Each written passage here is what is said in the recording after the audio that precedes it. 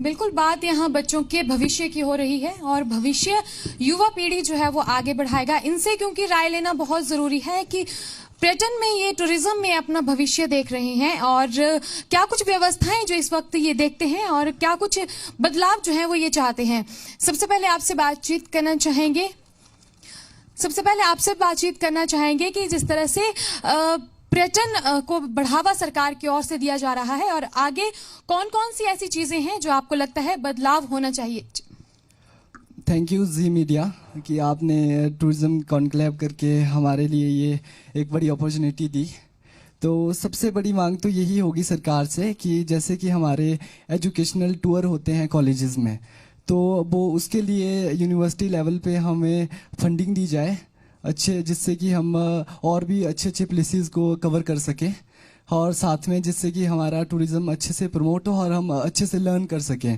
और दूसरा ये भी हो सकता है कि जैसे हमारे माउंटेनियरिंग और एडवेंचर कोर्सेज होते हैं, तो एडवेंचर कोर्सेज में हमें बहुत से स्टूडेंट्स को स्कॉलरशिप प्रोवाइड की जाए, जिससे कि हम यहाँ के जितने भी नेटिव स्टूडेंट्स हैं वो सभी स्कॉलरशिप मिलने की वजह से अच्छे से कोर्सेज कर सकें।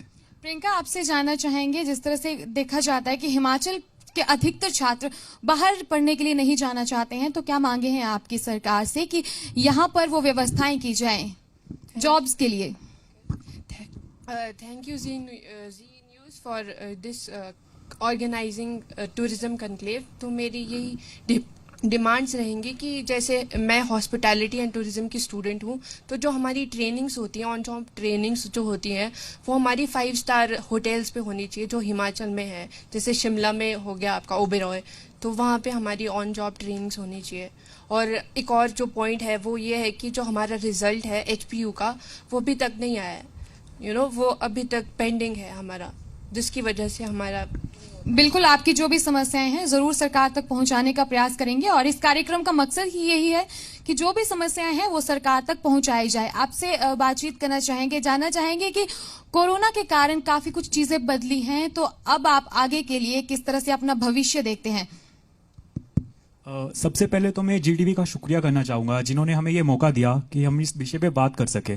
और एज ए यूथ मैं सोचता हूँ कि सबसे पहले हमें सस्टेनेबिलिटी, इको टूरिज्म और हेरिटेज टूरिज्म, इन सब के बारे में सोचना चाहिए।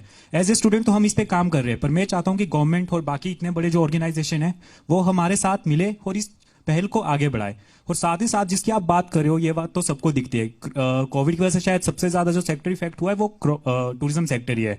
मैं चाहता हूं कि गवर्नमेंट और कुछ प्राइवेट कैंडिडेट्स हमें मतलब काफी बच्चों को स्पॉन्सर करे, जैसे जो टॉप लिस्टेड है उनको आपने वहां पे जॉब्स दे, हमें एक्सपोजर के लिए आउटर स्टेट भेजा जाए जहां पे टूरिज्म काफी अच्छे लेवल पे मतलब चल रहा है। इसके लिए आप हमें राजस्थान भेज सकते हैं, उनके वहां कुछ भी नहीं था, सिर्फ और सिर्फ। जिस तरह से टूरिज्म की पढ़ाई आप कर रहे हैं और कोरोना के कारण बाहर क्योंकि नहीं जा पाए, काफी ज्यादा पाबंदियां थी, तो अब कैसे आप इसे देखते हैं कि अब क्या लगता है कि बाहर आपको जाना चाहिए, किस तरह की जो भी सुविधाएं हैं आपको दी जानी चाहिए। जैसे कि आज एक मिनिस्टर ने भी कहा था, अब हम इस स्टेज में पहुंच चुके हैं कि हमें कोरोना के साथ जीना सीखना पड़ेगा। अगर हम रिस्ट्रिक्टेड रहे तो हम कभी कुछ एक्सप्लोर ही नहीं कर पाएंगे। मैं चाहता हूं कि हम बेसिक सेफ्टी प्रोसीजर फॉलो करके, वैसे तो मैक्सिमम हमें सेकंड डोज लग चुका है, तो हम दूसरी स्टेट्स में जाएं और थोड़ा एक्सप्लोर करें वहां के, मतलब कि वहां पे टूरिज्म चल कैसे रहा है और उसे अपनी स्टेट में इंप्लीमेंट करें।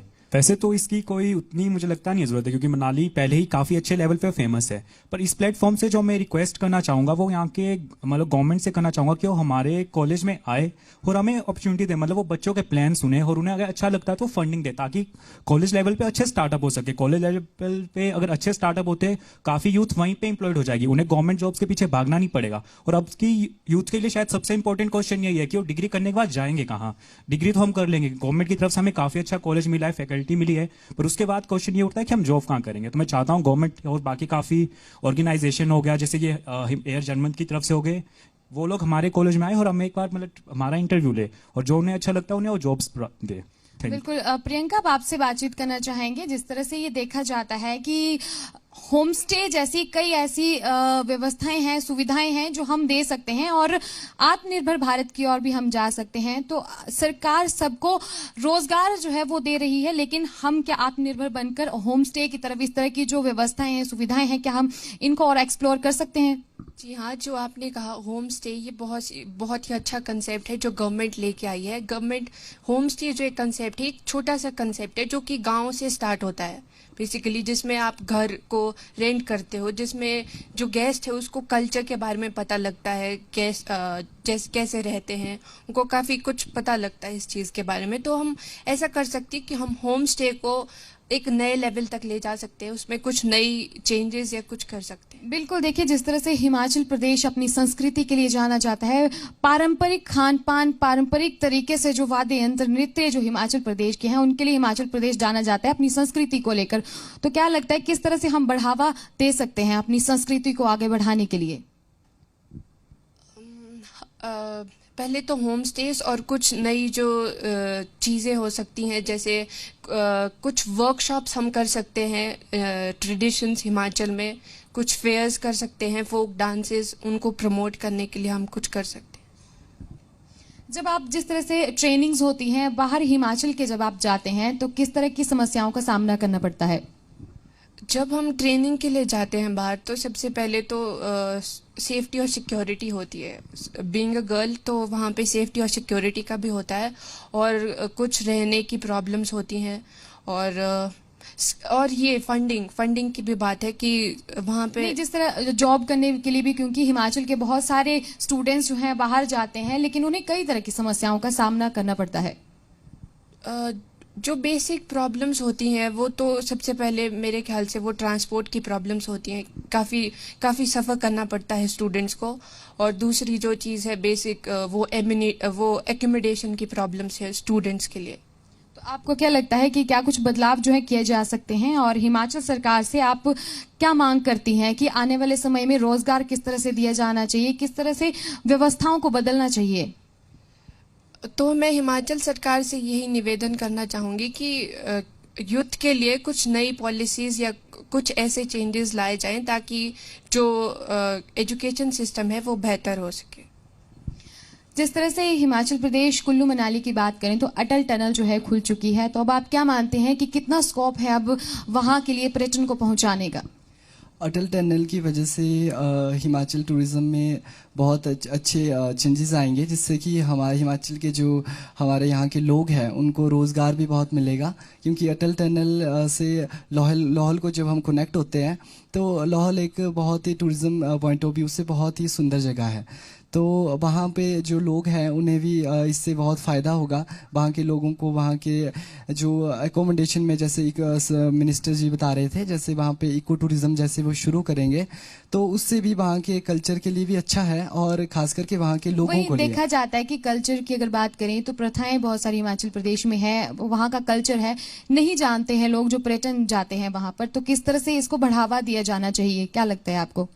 इस बारे में वहाँ पे जो वहाँ के गाइड होंगे, जो भी टूरिस्ट आते हैं, उनको उस गाइड को उस बारे में पूरी नॉलेज हो, और वो उन्हें अपने कल्चर के बारे में सब कुछ बताएं कि जो भी उनकी प्रथाएं हैं, जो भी कल्चर है, तो इससे प्रमोट करें, जिससे कि हमारा हिमाचल का कल्चर भी प्रमोट हो, और साथ में ये पूरे के पूरे देश में विख्यात भी हो कि यहाँ के कल्चर में ऐसी चीज़ें हैं।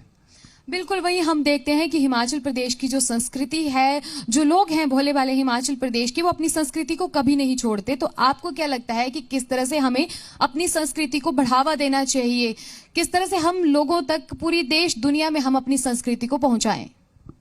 हमारे कल्चर में जब हम अपने कल्चर के थोड़े डीप जाते हैं तो हमारा कल्चर हर तरीके से हमें दो चीज़ों के बारे में सिखाता है कि पहला तो हम नेचर के प्रति जागरूक रहें, नेचर की इज्जत करें, पेड़ ना काटें, तो इस तरह की एक ये भावना देता है। और दूसरा कि हम जितने भी हमारे जो खान पान जो चीज़ें हैं जिनसे हम भोजन लेते हैं, यहाँ पे सभी खुद ही उगाते हैं खाना, तो ये सब चीज़ें अच्छे से ग्रो करें।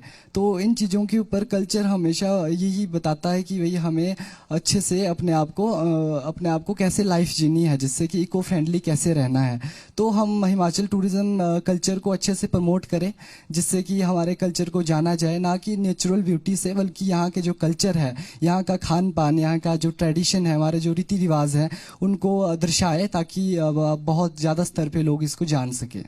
बिल्कुल। तो इस कार्यक्रम में कुछ ही देर में मुख्यमंत्री जयराम ठाकुर भी पहुंचने वाले हैं और कार्यक्रम को आगे जो है वो बढ़ाएंगे। बहुत सारी चर्चाएं हैं, बहुत सारे मुद्दे हैं जिन पर बातचीत करेंगे। जी, तो आपसे हम ये भी जानना चाहेंगे कि क्योंकि मुख्यमंत्री जयराम ठाकुर भी कुछ देर के बाद यहाँ पर पहुंचने वाले हैं, सरकार तक कौन सा आप ऐसी मांगे हैं जो अपनी पहुंचाना चाहते हैं कि सरकार को वो व्यवस्थाएं बदलनी चाहिए या फिर कई नई योजनाएं जो है वो लानी चाहिए? पहली योजना तो मैं यही बोलूँगा कि जो हमारा एजुकेशनल टूर जो होता है उसके लिए गवर्नमेंट हमें यूनिवर्सिटीज़ से फंड दे, जिससे कि हम जा सकें और जो कि एक बड़े क्षेत्र को हम देख सके, साउदर्न पार्ट्स को भी हम कंप्लीट कर सके, जिससे कि हम लर्न कर सके बहुत कुछ। और दूसरा जो हमारे स्पोर्ट्स जो एडवेंचर जो हमारे एक्टिविटीज़ हैं, तो एडवेंचर एक्टिविटीज़ के लिए भी हमें स्कॉलरशिप दें, जिससे कि यहाँ के लोग बड़ी मात्रा में जो टूरिज्म के स्टूडेंट हैं वो एडवेंचर एक्टिविटीज़ में भाग ले सके। जैसे माउंटेनियरिंग इंस्टीट्यूट है, तो जो माउंटेनियरिंग के कोर्सेज है, स्कीइंग के कोर्सेज, जो भी एडवेंचर के कोर्सेज है उसमें स्कॉलरशिप मिले। बिल्कुल। जिस तरह से हिमाचल प्रदेश प्राकृतिक सौंदर्य के लिए भी जाना जाता है, अपने पहाड़ों की खूबसूरती के लिए जाना जाता है, लेकिन इस साल देखा गया काफी ज्यादा लैंडस्लाइड हुए हैं, बहुत सारी चीजें जो है वो बदली हैं। तो आप कैसे देखते हैं कि आने वाले समय में किस तरह से इसको बदलना चाहिए और कौन सी व्यवस्थाएं हैं वो की जानी चाहिए?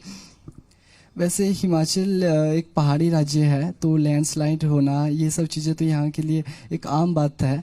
तो इसके लिए फिर यही है कि जैसे जो इसमें जो जिनका नुकसान होता है या तो किसी भी तरीके से पर्यटन को नुकसान होता है, तो उनके ऊपर सरकार ध्यान दे कि इन चीज़ों को कैसे ठीक किया जाए और आगे के लिए इसके लिए क्या तैयारियां हो। प्रियंका, आपसे जानना चाहेंगे, लाखों की संख्या में हर साल टूरिस्ट हिमाचल प्रदेश आता है, लेकिन वही गंदगी की बात करें तो बहुत ज्यादा गंदगी फैलाई जाती है। इस साल की बात करें तो सोशल मीडिया पर काफी ज्यादा पर्यटकों को ट्रोल भी किया गया है कि बहुत ज्यादा गंदगी फैला रहे हैं। तो आपको क्या लगता है कि जागरूक किस तरह से किया जाना चाहिए जो हिमाचल प्रदेश पर्यटक पहुंच रहा है? तो सबसे पहले अगर हिमाचल में गंदगी की बात करें तो सबसे पहले हमें ग्राउंड लेवल्स पे शुरू करना चाहिए। मतलब कि हमें लोगों को जागरूक करना चाहिए, यहाँ के जो लोकल्स हैं उन्हें बताना चाहिए कि हमें किस तरह से सस्टेनेबिलिटी के बारे में उन्हें बताना चाहिए, सीवेज के बारे में हम कैसे कंट्रोल कर सकते हैं उस चीज़ को, और फिर हमें टूरिस्ट को भी उस चीज़ के बारे में बताना चाहिए। वहीं हम बात करें आम लोगों की, जिस तरह से कई लड़ाई झगड़े के मामले भी सामने आ जाते हैं, टूरिस्ट से भिड़ जाते हैं क्योंकि टूरिस्ट को इतनी जागरूकता नहीं है, क्योंकि हिमाचल प्रदेश में गंदगी लगातार फैलाते हैं, घूमने के लिए आते हैं। तो हम आम लोगों के लिए किस तरह से उन्हें जागरूक करें ताकि वो जो टूरिस्ट आ रहे हैं उन्हें जागरूक कर सकें? उनको जागरूक करने के लिए सबसे पहले हमें कुछ रूल्स तय करने चाहिए ताकि वो अच्छे से रूल्स फॉलो करें। हम उन पे कुछ रिस्ट्रिक्शंस या कुछ जुर्माना लगा सकते हैं ताकि वो आगे ऐसा ना करें।